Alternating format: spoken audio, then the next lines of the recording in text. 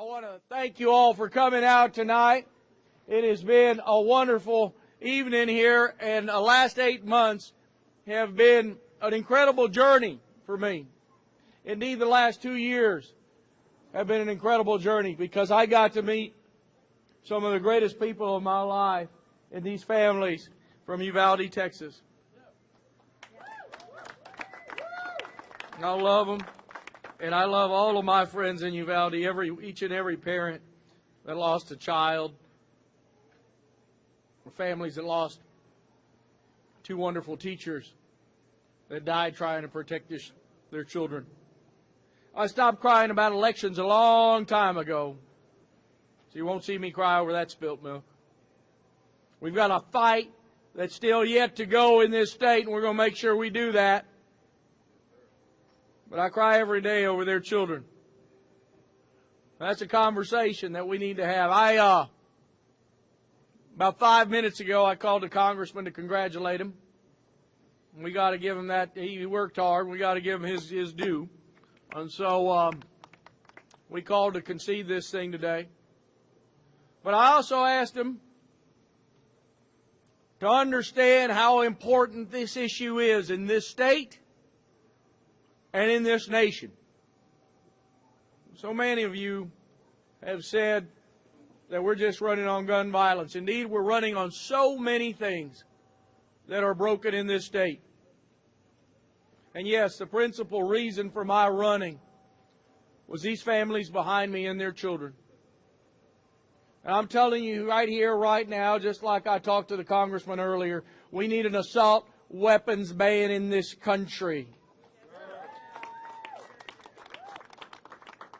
So as the congressman moves forward, I hope that he understands that that issue is so important to even all South Texans that own guns like myself, that we need to have extreme risk protective orders and universal background checks and age limits and absolutely this assault weapons ban, because this is a weapon of war that should not be in our schools and should not be sold to 18-year-olds under no certain terms.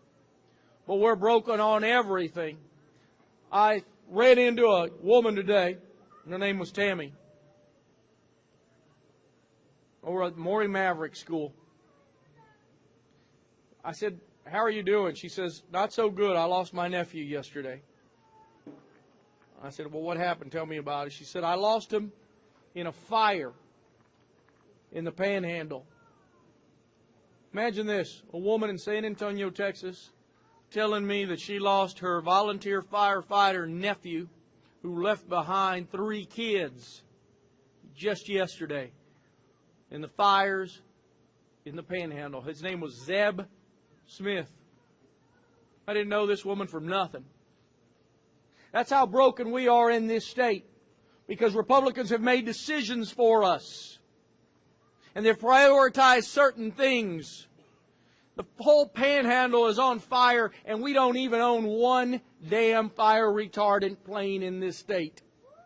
That is the state that Greg Abbott and Ted Cruz and Donald Trump would rather have us living in. They have screwed us over on just about everything, just like they screwed over these families. Just like those cops stayed out there for 77 minutes because they were afraid of a gun. We're absolutely broken on these issues. Just like we're broken because Kate Cox had to flee this state just to get reproductive freedom, just to save her own life. We are broken in this state. We are broken in this state when we have an attorney general who is nothing but a crook. Nothing but a crook. And he sits there while he gave these families $1,000 for their pain and suffering, less than any other mass shooting in this state. We are broken on so many things. And as we sat and drove throughout this state and talked to people like Antonia Molina in Harlingen, Texas, who's sitting in a small shack, a small home, a humble home, on Social Security of $762. This governor sits in his mansion while he plays his toy soldier game down in Eagle Pass, Texas, trying to convince the world that we're in chaos, along with his friend Donald Trump. This morning, Donald Trump, just yesterday, he says they speak some language from outer space. It's Spanish, asshole. It's just Spanish. And my parents were immigrants to this country. They were immigrants to this country that came from nothing but a third-grade education my father had. And he told me, son, you're going to educate yourself, because they can take away everything from you, but they'll never take away your education. That's what this race is about. It's about the fact that we are all in pain in this country. We are all in pain in this state. It's the pain of these parents. And it's never going to go away. But they're never going to stop advocating for their kids. And they're never going to stop advocating for your kids at home, because they never want you to go over through the pain that they've had to go through. It's the pain of Kate Cox and every other young lady that's looking for reproductive freedom. It's the pain of a child that's just trying to get through college and pay for it and not be choked by insurmountable debt. It's the pain of just trying to pay your mortgage. People aren't looking for a handout. They're looking for a hand up. They're looking for a chance. And that's what this race was about. It was about progressive values and progressive ideas that said nothing about Democrat or Republican values, but human values. That's what this race is about. And so we have to call on everybody out there listening across this country, on our better angels, because there's a real son of a bitch out there, and his name is Donald Trump. Yeah, that's right. And there's another son of a bitch named Ted Cruz. When I tweeted the other day about our state being broken, he said, well, that's the kind of campaign that our state is broken. Yeah, you broke it, you son of a bitch, but we're not defeated.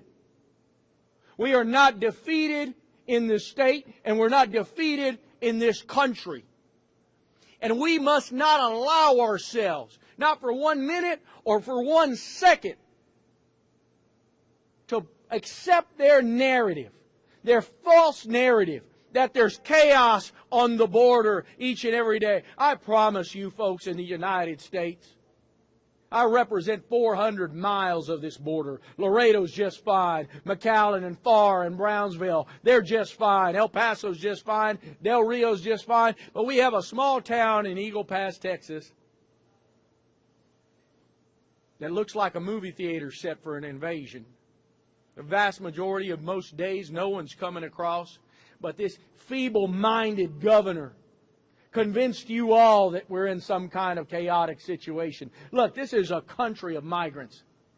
It's a country that was built on migrants. It's a country like my father, Fidencio Gutierrez, like my stepmom who raised me, Berta Gutierrez. They came here with nothing on their backs and made everything happen.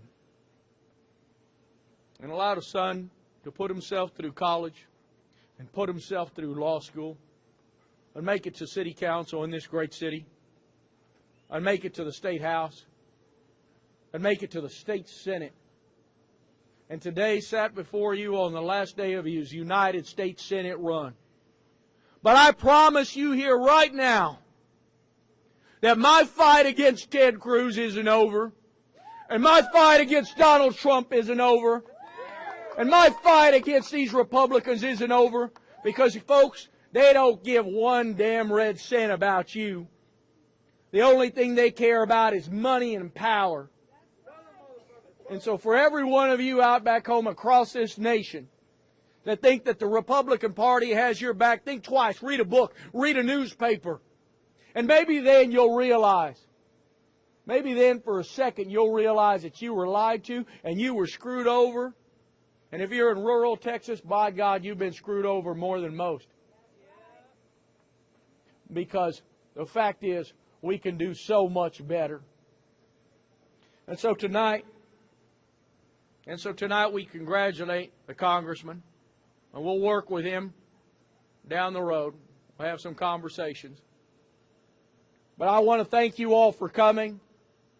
It has been an amazing journey. But as I told you earlier, this race was never about me. This race was about Lexi. It was about Tess. It was about Uzziah. It was about Jackie. It was about Rogelio and Jose. Eliana Torres. Eliana Garcia. Annabelle. It was about Maite. It was about Layla. About McKenna. It's about April. It's about Nevaeh. It's about Xavier. It's about Rogelio. It's about Irma. It's about Ava.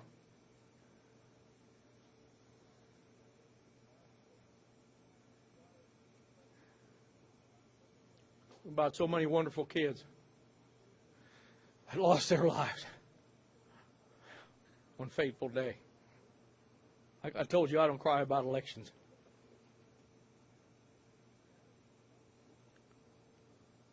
It was about Jace. It was about Jayla. But I'll forever cry about these children because I saw every bit of it. I'll never take those images out of my mind.